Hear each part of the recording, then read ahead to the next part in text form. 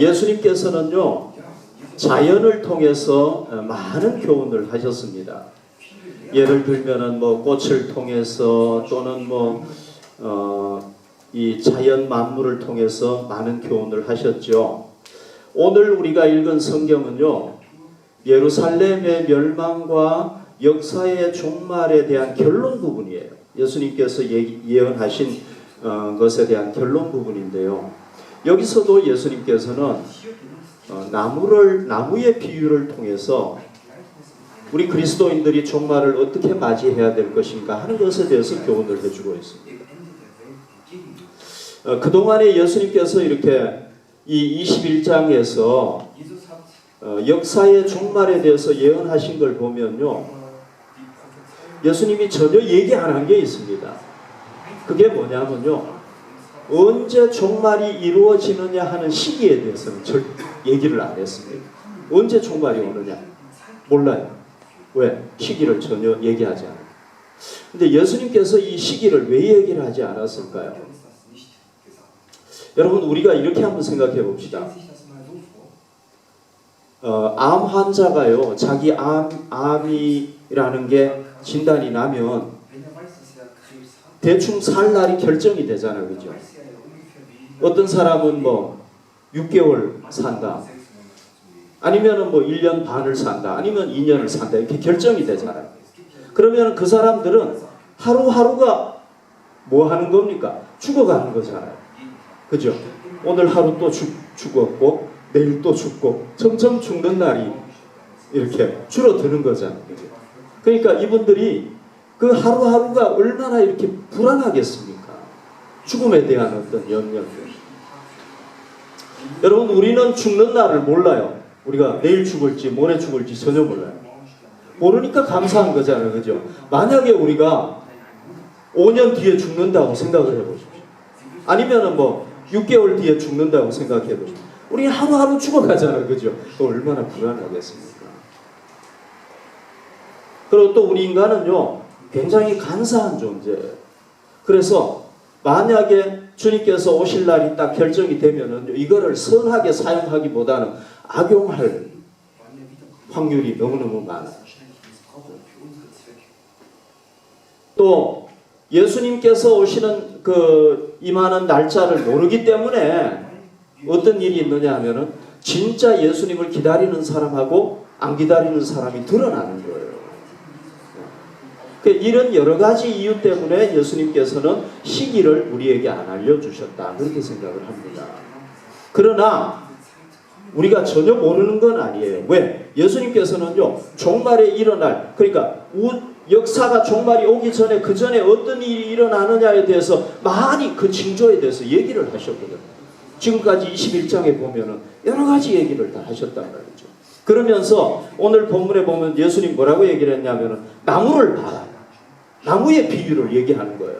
무화과 나무를 봐라. 여러 나무들을 봐라. 여러분, 나무는요, 봄이 되면은 뭐가 돋아납니까? 새싹이 돋아나기 시작을 하잖아요. 그죠?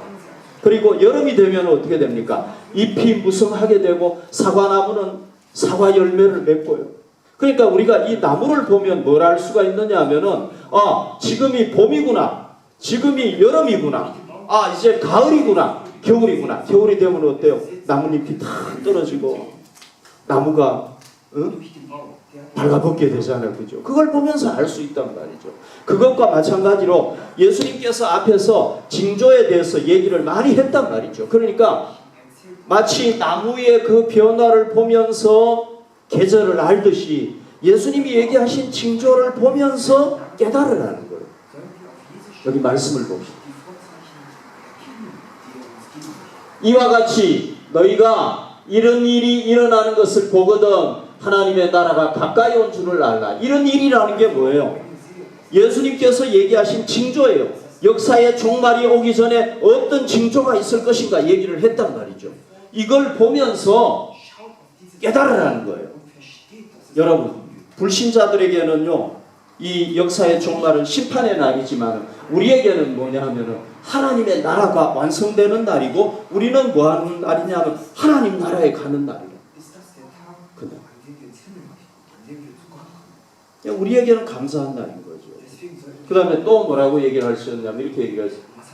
이날은 온 지구상에 거하는 모든 사람에게 임한다. 역사의 종말에 하나님께서 주님께서 재림하셔서 온 인류를 심판하시는데 그날은 어떤 날이냐? 그냥 뭐 어느 사람들만 그걸 맞이하는 게 아니라 유대인들만 맞이하는 게 아니라 유대인들과 모든 민족이 다 온 지구상에 있는 사람들이 다 하나님의 심판대 앞에 서게 된다.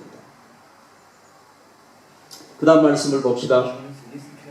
32절 말씀이 좀 굉장히 어려운 말씀인데요. 내가 진실로 너희에게 말하노니 이 세대가 지나가기 전에 모든 일이 다 이루어진다 그랬잖아요. 이 세대라는 건 뭐예요? 이 세대라는 거는 예수님 당시에 살았던 사람들을 얘기하는 거잖아요. 그래서 이 구절은 신학자들 간에 굉장히 해석하기 힘든 구절인데 저는 이렇게 해석을 합니다. 예수님께서 예루살렘의 멸망에 대해서 얘기를 했기 때문에 그 멸망은 그 세대가 지나가기 전에 이루어지는 일이잖아요. 그죠?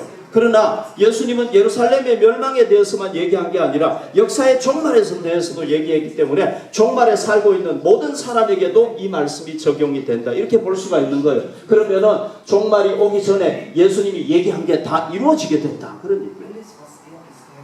이렇게 해석을 할 수가 있어요.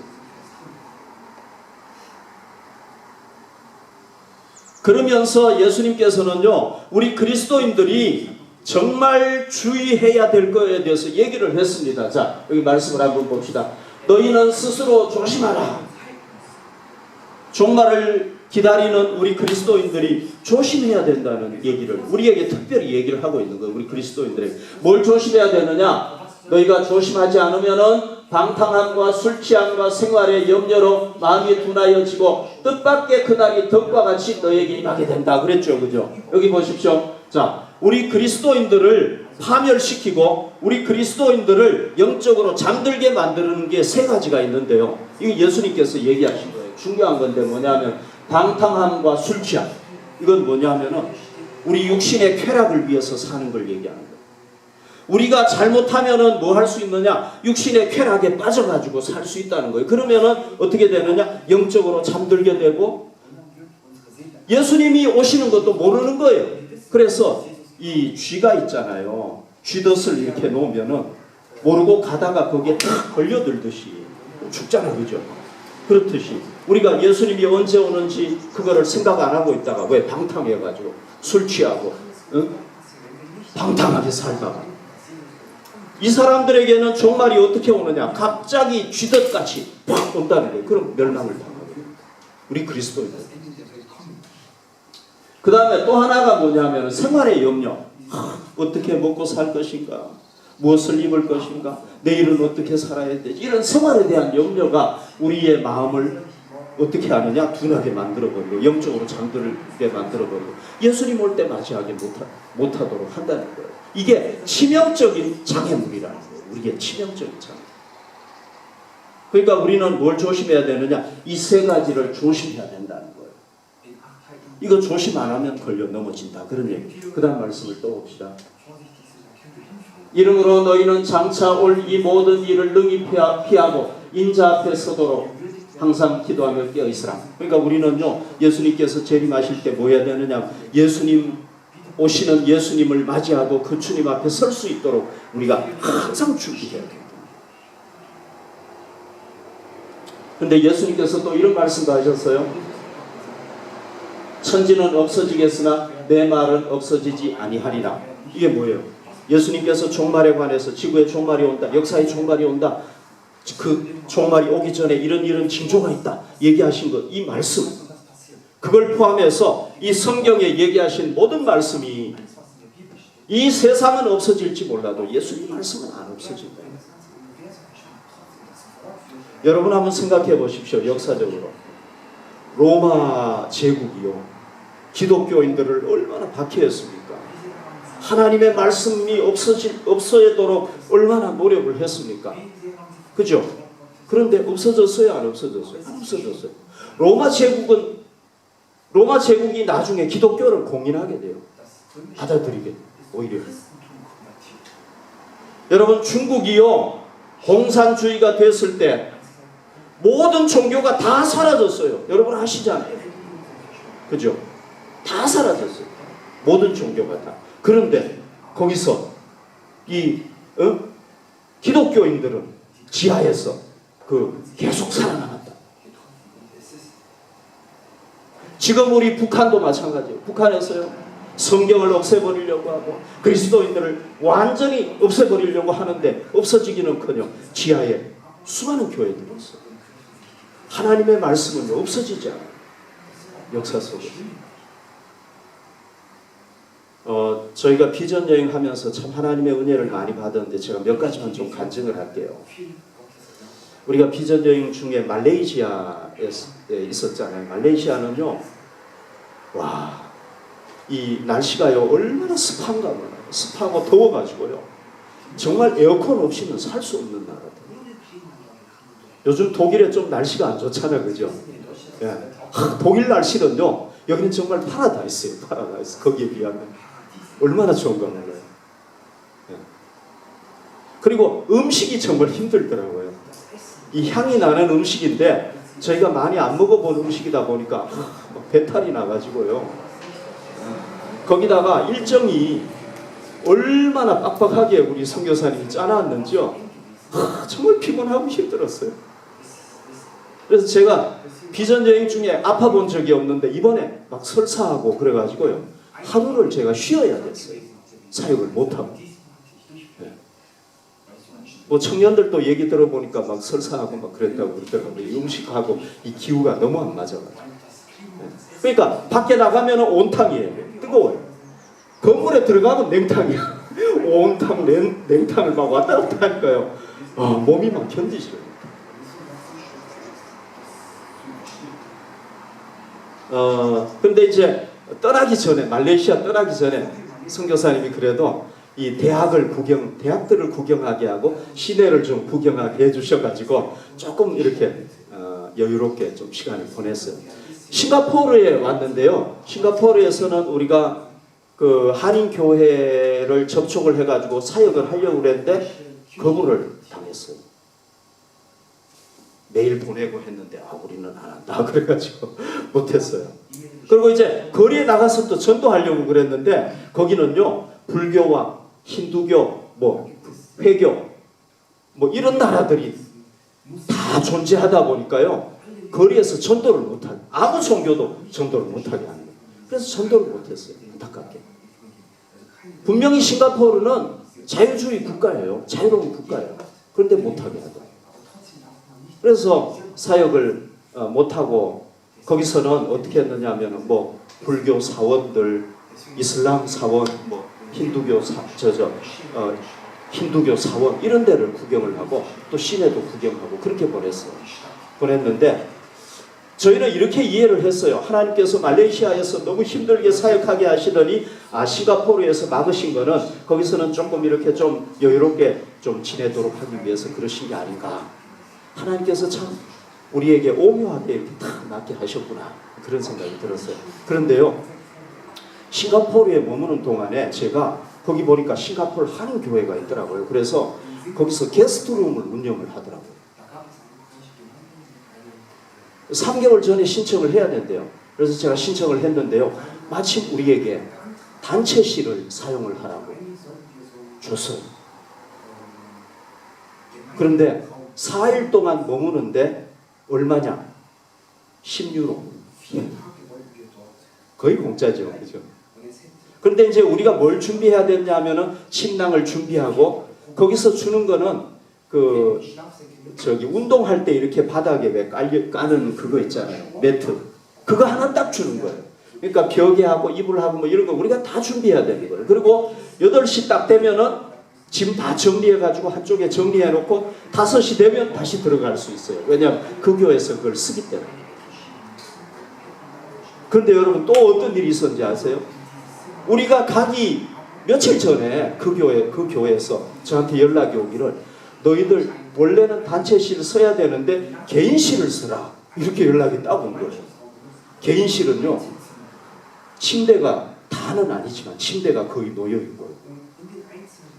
그 다음에 침낭 가지고 갈 필요 없고 뭐 벽에 이런 거 다 필요가 없는 거예요. 거기서 다 제공을 해주는 거예요. 야, 그래서요.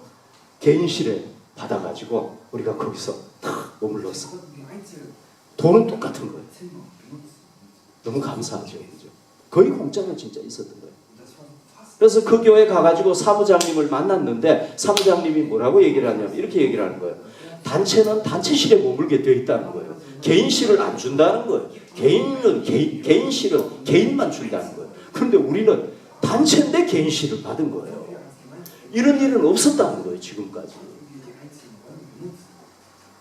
이게 도대체 어떻게 돼가지고 이런 일이 생긴 거예요. 아마도 제 생각에는 이 싱가포르의 그 교회에 계신 분들이 제가 좀 잘생겼잖아요. 그죠? 그러니까 저를 보고 이렇게 하신 걸까요? 아니겠죠. 그죠? 이건 전적으로 주님의 은혜인 거예요. 주님께서 우리 팀을 그렇게 하신 거예요. 아멘? 그렇게밖에 해석이 안 돼요. 이게 도대체 어떻게 된 거예요? 너무 감사하죠. 그리고 또 그 사무장님을 만났는데요. 그 교회 전체를 관리하는 관리 집사님이나 마찬가지인데 이분을 만났는데 또 제 아내하고 똑같은 친척인 거예요. 같은 성신 거예요. 그래서 이분이요. 우리가 12시에 체크아웃을 하게 돼 있는데 우리는 비행기는 7시 몇 분인가 그래요. 9시 몇 분인가 7시 몇 분인가 그래요. 그러니까 짐을 또 놔둬야 되잖아요. 그 무거운 짐을 들고 다닐 수가 없잖아요. 그래서 그 사무장님 사무실에다가 다 짐 놔두고요. 이분이 또 갑자기 또 우리 부부를 태워주겠다고 공항까지 태워주겠다고 그래가지고 공항까지 다 태워주고요. 그래서 차 한 대는 또 절약이 됐죠. 그리고 공항에 가니까요. 또 이 싱가포르 공항에는요. 폭포수를 만들어 놨더라고요. 폭포가 물이 쫙 저 위에서 쫙 내려오는데요. 이게 또 빨간 색깔 됐다가 파란 색깔 됐다가 막 바뀌더라고요. 그걸 우리한테 꼭 구경을 시켜줘야 된다는 거예요. 그래서 거기 구경시켜줘가지고 거기 가가지고 또 사진 찍고 우리가 떠나기 전에 또 버거킹에 가가지고 음식까지 다 사주시고 공항에서 우리 잘 가라고 가족처럼 환영도 해주시고 이거는 혹시 제 아내가 이뻐가지고 그러는 게 아니었을까요? 아니겠죠, 그죠? 정말 하나님의 은혜인 거예요, 여러분. 우리가 이렇게 해달라고 그런 것도 아니에요. 우리가 뭐 거기에 그 사람이 제 아내하고 똑같은 성씨가 있는 줄 어떻게 알았겠어요? 하나님께서 다 이렇게 연결시켜 주셔가지고 정말 하나님의 놀라운 은혜를. 제가 여러분 이 얘기를 왜 하느냐 하면요. 우리가 비전 여행하는 동안에 하나님께서 살아계신 주님께서 우리를 보호하시고 우리를 인도하시고 다 은혜 주시고 했다는 거예요. 아멘. 우리는 그걸 분명하게 깨달을 거예요. 그러니까 여러분 예수님께서 내가 종말에 다시 올 것이다. 오기 전에 너희들이 이런 징조를 보면서 그 종말이 올 것을 알아라. 이 천지는 없어질지라도 내 말은 없어지지 아니한다. 이 말씀이 진실이라는 거예요. 아멘. 우리가 이 말씀을 믿어야 된다는 거예요. 지금도 예수님은 살아서 이 우주를 통치하시고 우리의 삶을 하나하나 다 돌보시는 분이라는 거예요. 아멘. 믿어야 되는 거예요. 우리 이번에 참여한 청년들 다 그걸 체험했죠. 그죠? 저만 체험한 게 아니라 다 체험했어요.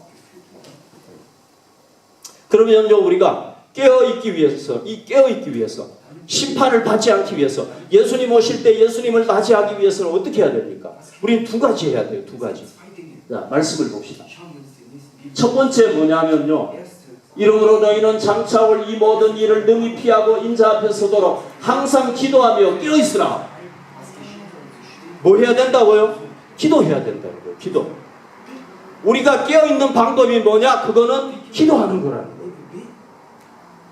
여러분 여기서 깨어있으라 그랬잖아요. 깨어있으라는 말이 뭐예요? 우리가 막 잠도 자지 말고 계속 그냥 있으라는 얘기예요. 그거 아니잖아요. 그죠? 깨어있으라는 말이 뭐겠습니까?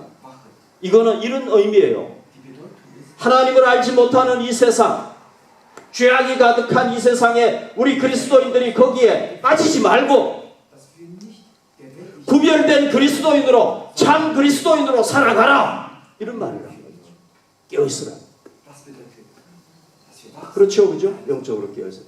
그러면 깨어있으려면 어떻게 해야 되느냐? 우리가 구별된 그리스도인으로, 참 그리스도인으로 살아가려면 어떻게 해야 되느냐? 기도해야 된다. 그런 얘기예요.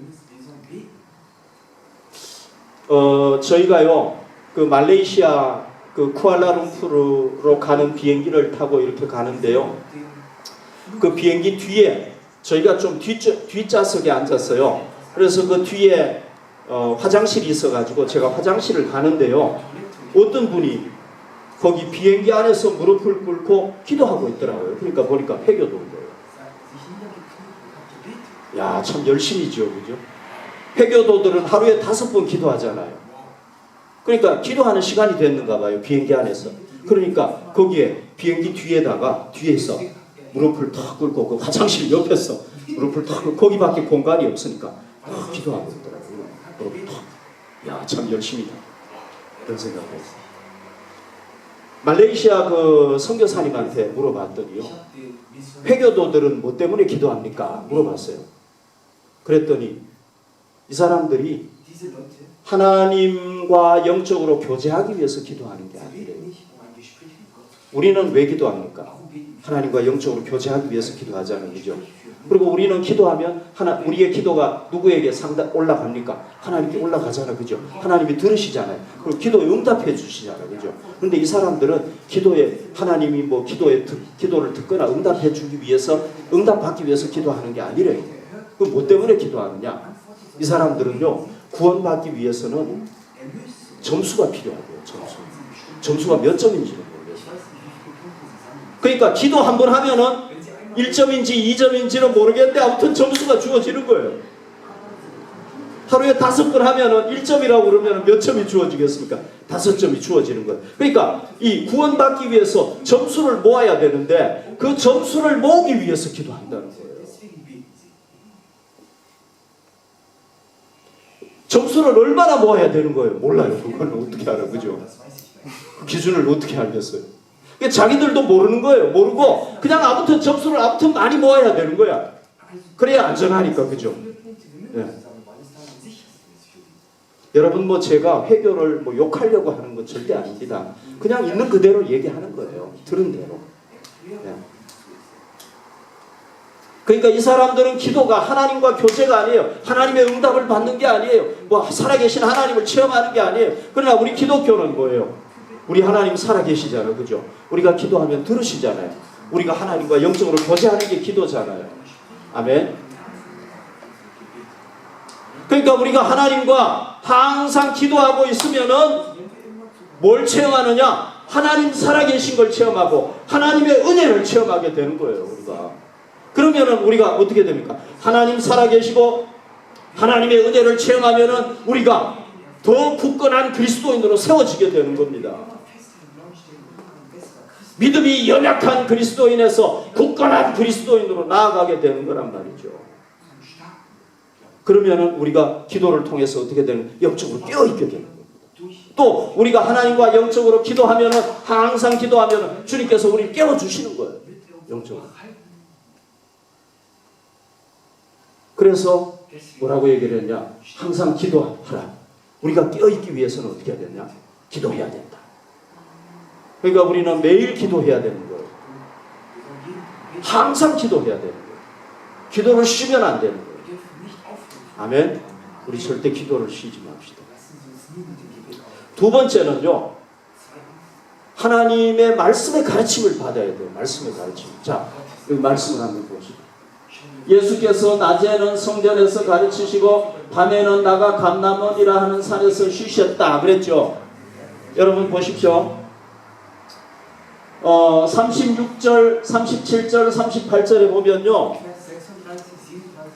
이 예루살렘에 사는 사람들과 명절에 예루살렘에 온 유대인들이요, 이른 아침에 예수님의 말씀을 듣기 위해서 성전에 나간 거예요.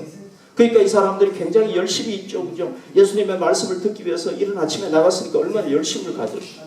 하나님의 말씀을 듣기 위해서 열심을 낸 거예요. 근데 이게 언제 사건이냐면요, 예수님께서 잡히시기 전에 사건이란 말이죠. 고난주간 동안에 있었던 사건이란 말이죠. 그러니까 여러분, 예수님께서는요 십자가에 붙잡혀 가지고 십자가에 죽기 전까지도 뭐 했느냐? 사람들에게 복음을 전하시고 하나님의 말씀을 가르쳤다는 거예요.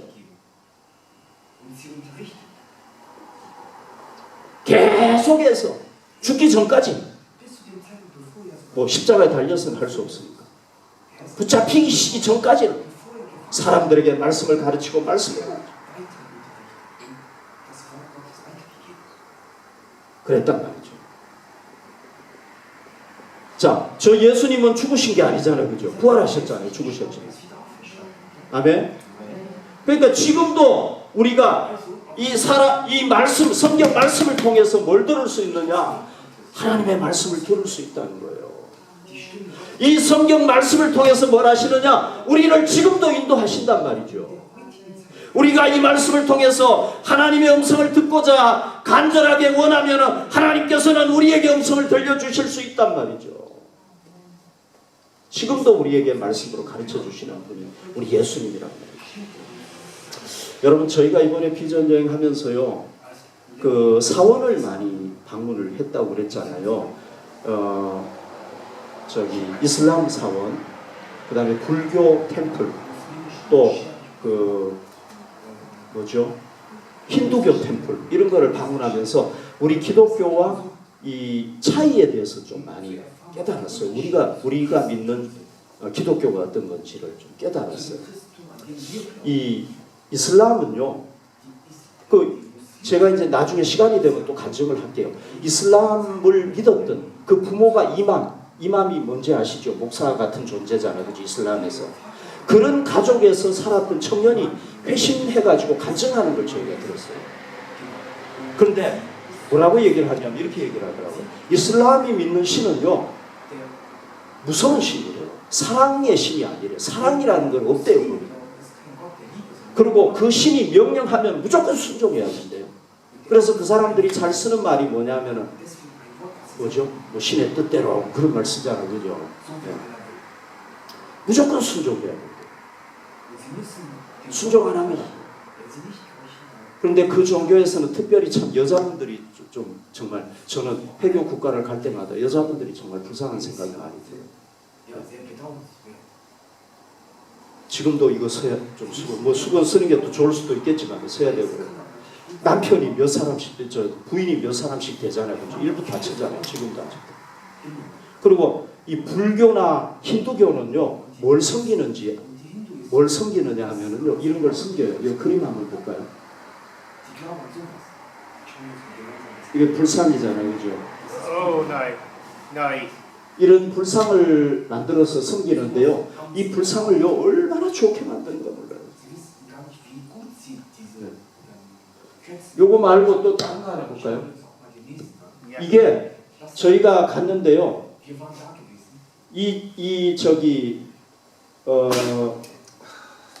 두 번째로 큰 불상이래요. 이게 높이가. 여러분들 얼마나 큰지 모르겠지만 아무튼 이게요. 이 금 도금을 다 해놨잖아요. 그죠? 도금을 해놓고.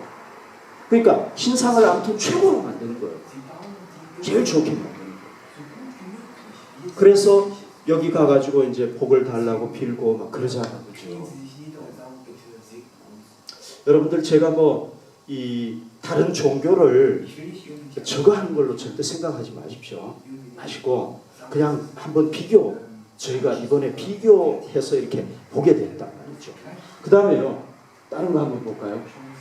이거는 힌두교 신전에 올라가기 전에 높은 계단을 올라가야 되는데요. 그 앞에 이 신전이 있는 거예요. 여러분 여기 한번 보시면은요, 요 사람이 한 요만해요. 이 신상이 얼마나 큰지 알겠죠, 그죠? 이게 남자인지 여자인지는 모르겠어요.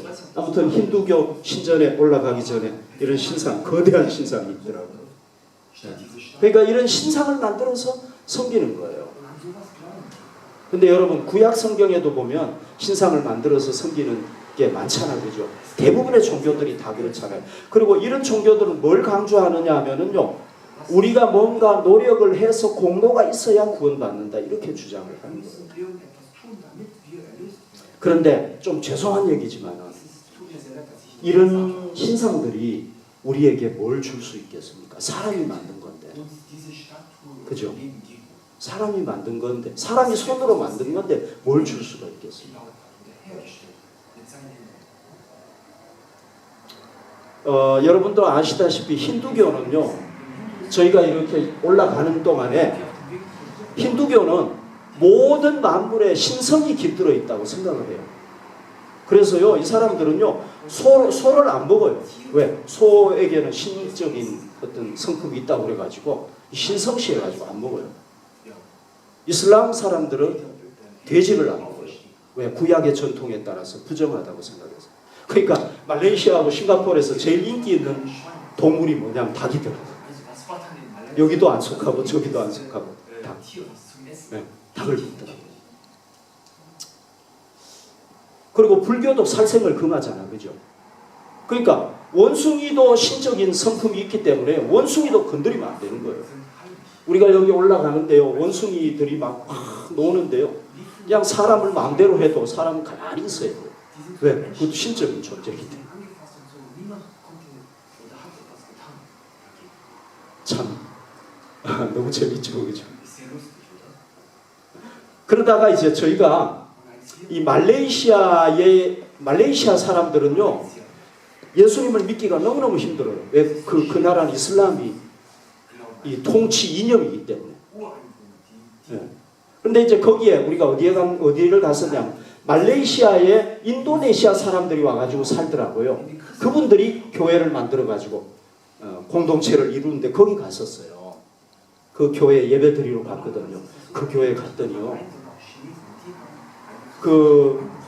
이분들이 어디서 왔느냐 하면 인도네시아에 바탁이 어딘지 모르겠는데 아무튼 바탁이라는 곳에서 왔는데, 거기에 있는 그 바탁 지역에 있는 사람들은 거의 다가 예수님을 다 믿는데요. 어떻게 해서 그러냐면은 독일의 그 선교사님 한 분이 거기 바탁에 가가지고 거기서 복음을 전해가지고 거기 13만이라는 사람이 다 예수를 믿는 거예요. 그 부족이 다 예수를 믿는 거예요. 근데 이분들이 말레이시아로 넘어와가지고 지금 교회를 만들어가지고 하고 있는 거예요. 여기 교회 갔더니요, 얼마나 좋은가 보다.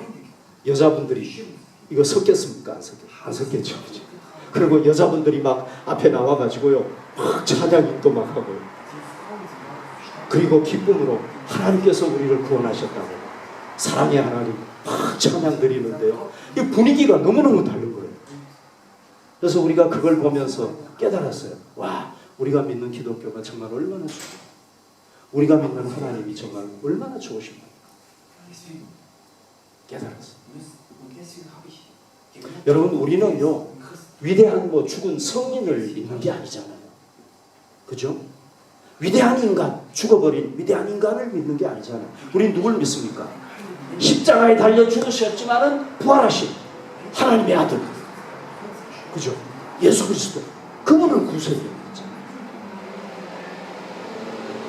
우리는 죽어버린 존재를 믿는 게 아니라, 과거에 죽어 없어진 존재를 믿는 게 아니라, 지금도 살아계셔서 하나님의 보좌 우편에 계신 그분을 믿는 거예요. 여러분, 그분은 지금도 살아계시잖아요. 그죠? 지금도 이 성경 말씀을 통해서 우리에게 말씀하신단 말이죠.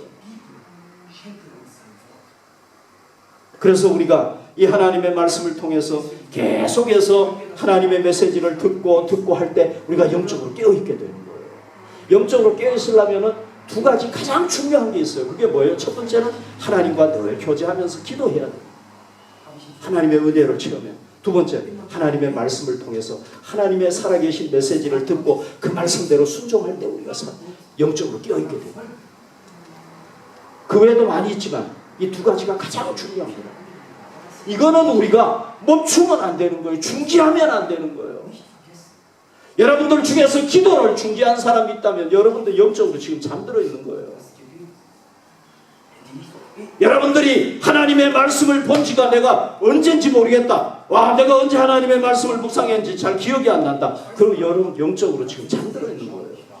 여러분들은 깨어있다고 생각할지 몰라요.